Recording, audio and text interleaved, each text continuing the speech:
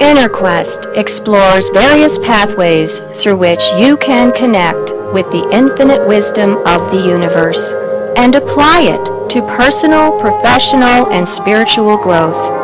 This program, featuring accomplished practitioners, educators, and authors, is provided by Infinity Foundation, an innovative center for holistic studies and research.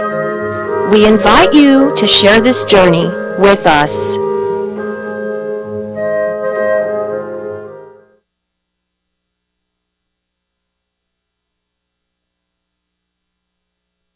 Your host for today, and our guest is Francine Passias. Welcome, Francine. Thank you. Francine is a certified practitioner in Hakomi experiential therapy, advanced hypnotherapy, and internal family systems therapy, and she is also trained in the Semantic Release for resolving trauma. So what led you into the healing arts? Well, I came to the healing arts out of my own healing.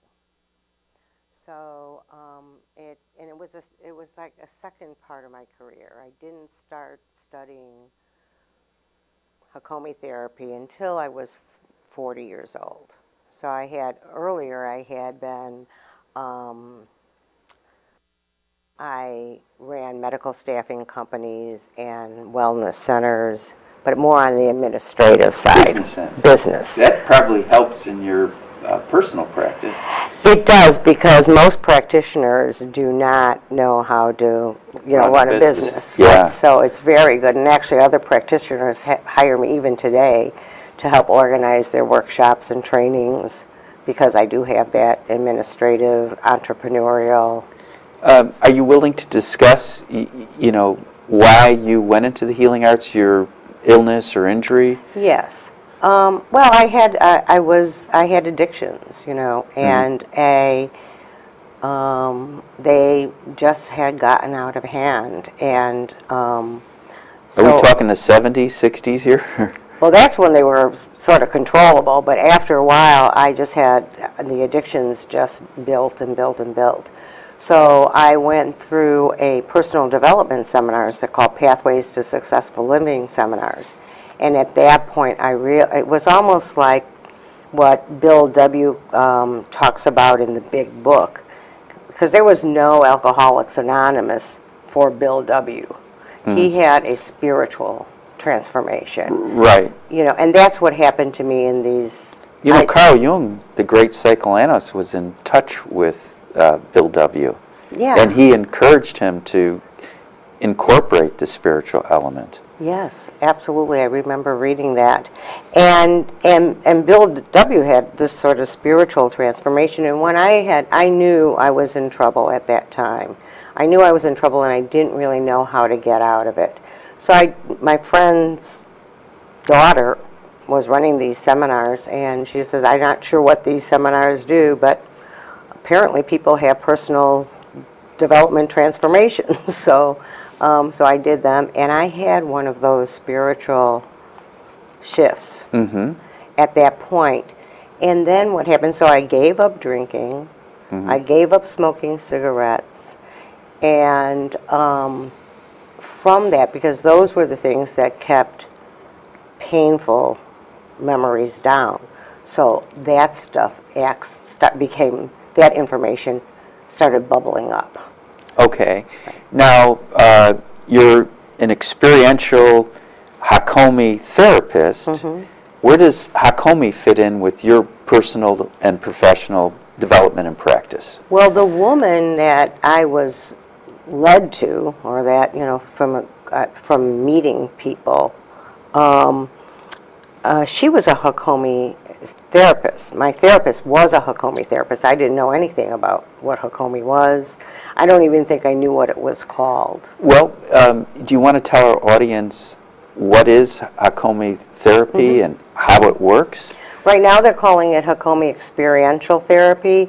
When it was developed in the 1970s by a man by the name of Ron Kurtz, and then the people that really learned about the therapy, or they saw what he was doing and they were sort of following him. And this was times of hippies, so Yeah. everybody was sitting on pillows Est in and- circle and yeah. est and all that, and everything was just like, beating on pillows and high emotional, primal scream primal fest. screaming, Yeah. all that kind of stuff. Yeah. And Ron Kurtz was just, had an incredible mind, and he was very, very curious. And he studied body therapies. And he studied with Ida Rolf for Rolfing, Rolfing, yes. right? And he studied with, let me see if I remember, bioenergetics. He studied with, he learned from Milton Erickson, which the great hypnotherapist.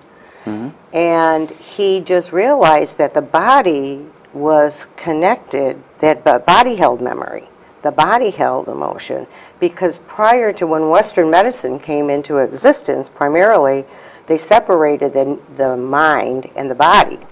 You either treated the mind, it was a Like a psychiatrist. right, like a psychiatrist, or you treated from the neck down, which would be a medical practitioner, a doctor. And what he was he was very curious, and he just saw that there was a connection that, the brain just didn't send messages to the body, but the body sent messages to the brain. So he, just started experimenting, and people started writing down, the people that were watching him work started writing down the stuff that he was doing, these experiments, and he developed this practice. And Hakomi therapy is based on 5 principles, and that is nonviolence, mind-body holism, which was, that's what was being explored at the time, unity principle. I was going to say nonviolence. I think nonviolence extends more than just physical violence, just even the thought of violence. Right. Because if you're thinking it, it has a detrimental effect on the body. Well, I think what you have too, it does. I agree with you. And what also was happening when you went into psychotherapeutic or counseling, and so if you had if you were resistant, a part of you was resistant to like whatever the practitioner was saying to you, what usually happened is they try to break down the resistance. Like it's not a good thing. And that's violent to do that.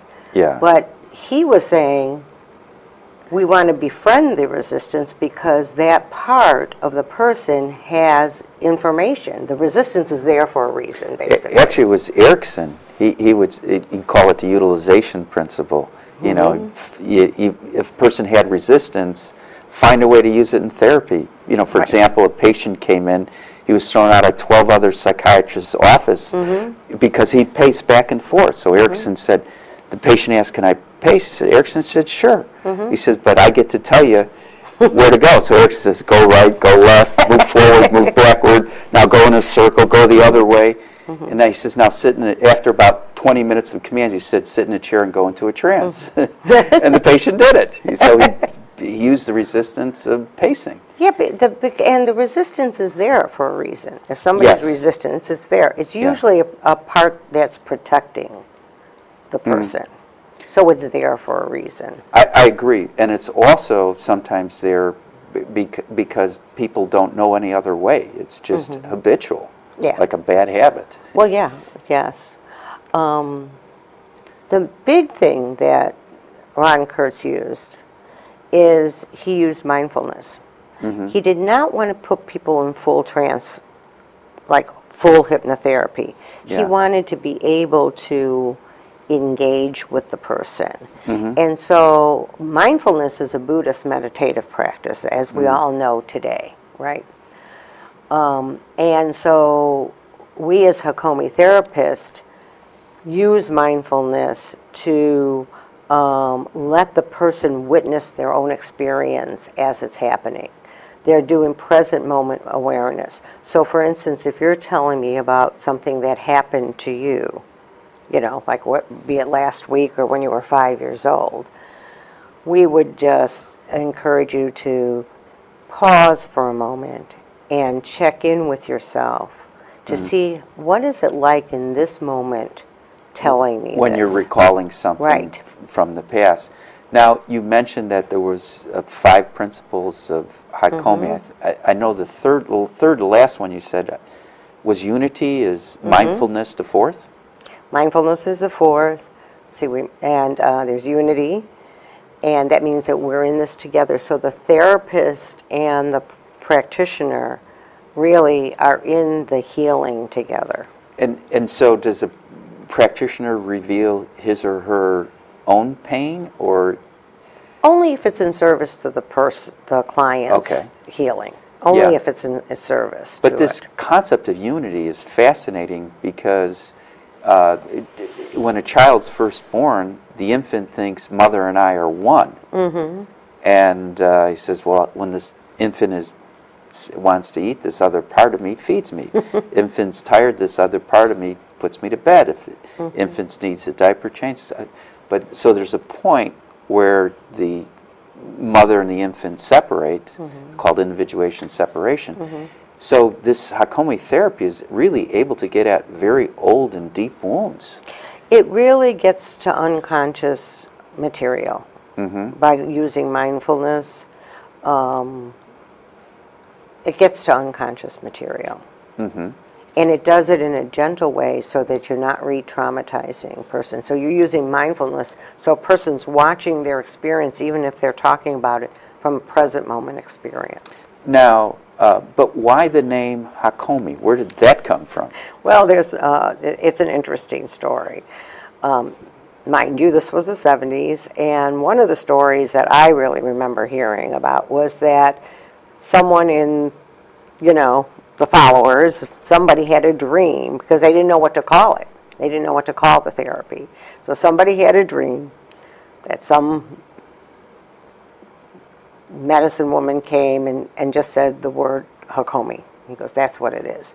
So they called it Hakomi, not knowing what it is. And then years later, somebody, or a time later, I don't know how much later, but one of the practitioners was on at a Hopi Indian tribe reservation, and he was walking with this woman, and who was a Hopi, and she said, "What do you do?" And he goes, "Well, we do.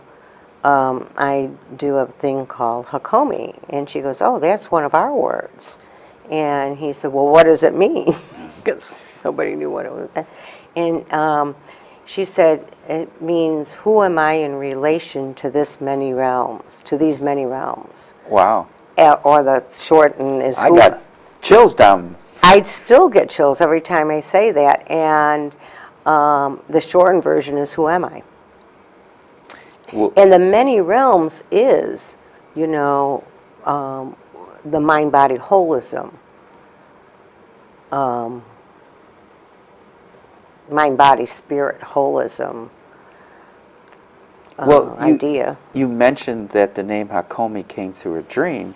Does Hakomi take into account like collective consciousness or the collective mind? Does Hakomi take into account past lives or non-local intelligence? Yeah, I think, yes, absolutely it does. Whatever presents itself. Okay. Great answer. Yeah, whatever presents itself. Can't get any better than that. Right, you can be able to, we learn how, as a Hakomi therapist, I think one of the greatest analogies is that we, and this is an old analogy and they may have updated it, but we're like midwives. So what we are here to do is to support what is organically happening. We don't go in there and do invasive stuff. That does not mean that we don't have information to pass to our clients. That doesn't mean that we don't lead them toward a certain technique for them to get to their information. But the client is the primary therapist in the room because that's the person who has the information. In traditional therapies before, if you went to a psychiatrist, psychoanalyst, you went there and they had all the answers. Yeah. And this is really turning that up upside down. Well, healing from the inside out Right. instead of from the outside in. Absolutely, absolutely. So I'm here to actually help people access that information. Now, you also do somatic release. Soma is body. And so how does somatic release fit in in your practice? Well, somatic release is letting the body, it involves movement. So if I'm working with somebody that has an injury, for instance, there may be a holding in the body, and we can actually encourage a movement that will happen in the body that will help release it. So I teach a lot of dance and movement as well, outside of my Hakomi practice or my psychotherapy, my therapeutic practice. So would you teach your psychotherapy clients some dance movements? Or? I would use movement. I might not use dance movement. I might just get them to move. If something is blocked, I'll see there's something blocked. Or if we're trained to track sensation in the body, we might make that larger. So if you're talking about something and I'm using present moment experience, I'll say, so where do you feel that in your body? And you might let that thing get larger. Well, let's get practical. Our camera person, Jen, is pregnant and about to give birth soon, and she said something interesting. She was sitting cross-legged on a stool while she's operating the camera, and she says, well, she likes to sit open. It helps her. So is there some, say, movements for a pregnant woman, which is very natural, that could help her feel more at ease and more at peace with her body and baby? Well, I think first of all, there is, like she was asking me earlier, if she should do belly dancing and not at this point in time in her pregnancy, because she would be loosening the pelvic floor, and you don't want to do that because contraindicated. Right. But what I would say is that she was tapping into the wisdom of her body, and her body was showing her the way it should sit. Yes. That the body was already doing. And so we really, so I really teach people how to tap into the wisdom of the body. Well, Jen, I would say she's more enlightened. But let's say she wanted to increase her following her body's wisdom and intelligence. Would you give some exercise? I would just have her move a little bit. I would have her, first of all, get mindful so that she's viewing herself from the inside out, so that she is in present, because mindfulness isn't an alert and inner quiet. It's an active thing. So I would have her do that and then maybe move around. I mean, she could move and sway. Yes. Anything that she'd want to, she could do that. But I would have her tap into, but any specific, I really don't, I want to avoid saying what they would do specifically for a pregnancy, especially somebody in the audience and I don't know them. Good point. Very good point. Right. Something popped up for me when you said, mindfulness and internal mindfulness connecting with the body. And what popped up to me is that word unity. Mind-body, wholeness, or holy oneness. It's unity, and the other principle in Hakomi that's really great is organicity.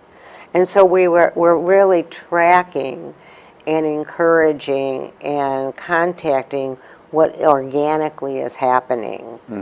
So in the case of Jen, for the way she was sitting, I would say, so what's sort of telling you that you should sit like this? How do you know this is the way to sit? And so her body's going to tell her. I mean, because the way we have women give birth is not conducive to the woman. It's conducive to the doctor who's delivering. Okay. That's why they have women laying down. Yes. It's not conducive to women. Women stood, and they moved, and they swayed. And that's Middle Eastern dance that I'm teaching at Infinity. Women would cut into circle. What do you call your class? My dance class. Yeah, you get that, the one you're going to teach at Infinity. Sacred Middle Eastern belly dancing. Mm-hmm. And I teach it differently than just teaching belly dancing, which is great. But I teach it from the healing properties of the dance. It's a healing dance. And I teach it as women being empowered themselves and empowering each other. Mm-hmm. And my belief is that the physical body carries spirit into the physical world. So all the movement that I teach is to open up the vessel that carries spirit into the physical world. Now, you call it sacred. What is sacred about it? Is it because you're dealing with the spirit? Yes, because you're dealing with the spirit. You're dealing with all of the bodies. It's a meditation. You move chi in Middle Eastern dance. The history of dance is women dance this dance for themselves and for other women. You know, it's the it's the most ancient form of dance. It was used in fertility rituals. How did you get started with it? My therapist was a belly dancing teacher, and she became a dance movement therapist because she saw women get healed from dancing this dance. And so after I was not her client anymore, she would say, she goes, "You need to do this belly dancing." And I said, "Okay," and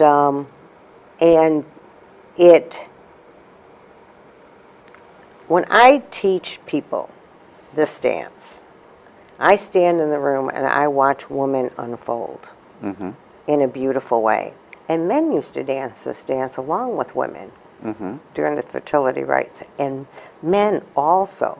But I teach primarily women because those are the people who show up to my class, right? Yeah. And it is, and that happened to me. So I know what it feels like. And so I can, for my Hakomi training, I use that. I can contact exactly what they're feeling, and that encourages their experience even further. Okay. And how many sessions is this class? Well, at Affinity, that we're doing 5-session packages. And we're on the 3rd series right now. I've been there since the summer. But I teach different places, women's retreats, women's conferences hire me to come in and get women, in the feminine. And how often would you recommend a woman practice the belly dancing? Like my teacher told me, you should be doing this every day. And when I do it every day, my physical body, spiritual body, mental body works better on a physiological level. This is nonlinear movement. The dance, movements in Middle Eastern dance were formed with what people saw in nature. So they're mimicking what they see in nature. Kind of like martial arts, they have different styles based on, like praying mantis, based on different animals or insects in nature. Similar. So the two things that really were key to their survival were the sun and moon. And those are circles. So this dance is circle upon circle upon circle. So the head circles, the rib cage circles, the hip circle, the arms circle. And this is all nonlinear movement. If you look at that, that's nonlinear. We in the West move in a linear way. That's true. It's up or down or front and back. Even when we exercise, like if you go to health clubs, if you see that. I'm not talking about yoga and all those other ones because that's different. Yeah. But our Western brand of exercising is, or even moving, is front and back and up and down. Do you know if there's any research on longevity or health, wellness with people who practice belly dancing? I think that you're living healthier, and what it actually is doing is that the joints And the spine, I would say. And spine. The hips. Hips are First of all, there's fascia, connective tissue that surrounds the muscles. If you don't move the muscles in a certain way, that connective tissue hardens. Mm-hmm. So when you're doing this dance, you're softening. So when you go get a massage or body work, what they're doing is they're in there softening the fascia so that you move better, right? You come out and you move better. Belly dancing does this from the inside out. Mm-hmm. It does it from the inside out. So your organs work better because they're loose. They're functioning better, and your joints are actually being lubricated. So as you age, what happens? We get drier. So when you're doing a movement like this joint is getting lubricated. Mm-hmm. So you start staying juicy. Okay. Basically. young and healthier. Right, and because you're moving. Yes. And you're moving in a way. When I teach people how to dance, there are certain parts of their body that they really, really need to open that up, and it doesn't take a long time to do it. Well, you hear about training injuries with weightlifting or running. Are there training injuries associated with belly dancing? I've been teaching it for 20 years, and I've never seen an injury that happened. I mean, I'll go to some places, and they go, "Well, you have to have insurance in case somebody hurts themselves." Belly dancing, you'll feel it. It is a workout. Oh, you got me interested.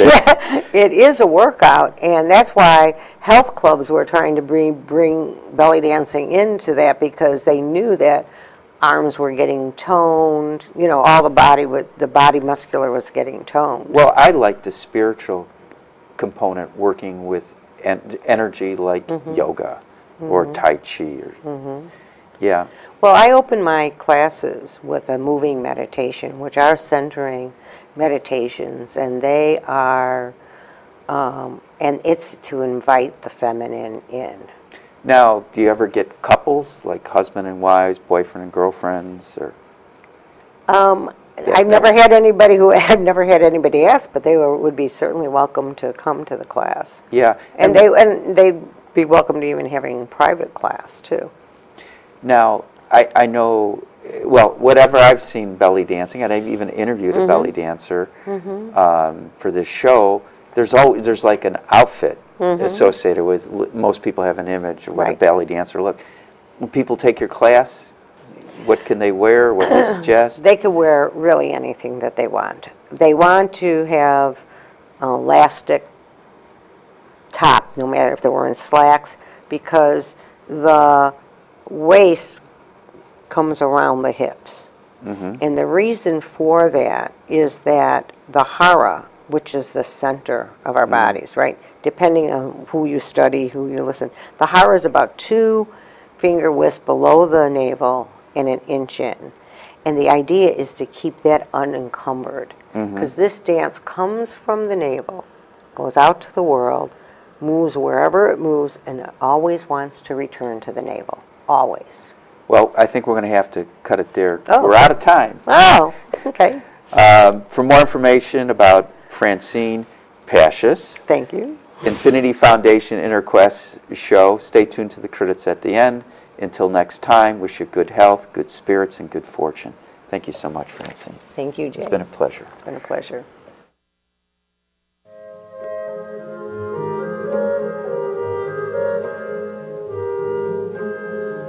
For more information about this show, our guests, Infinity Foundation, or any of our other programs, please visit our website, infinityfoundation.org, or call us at 847-831-8828.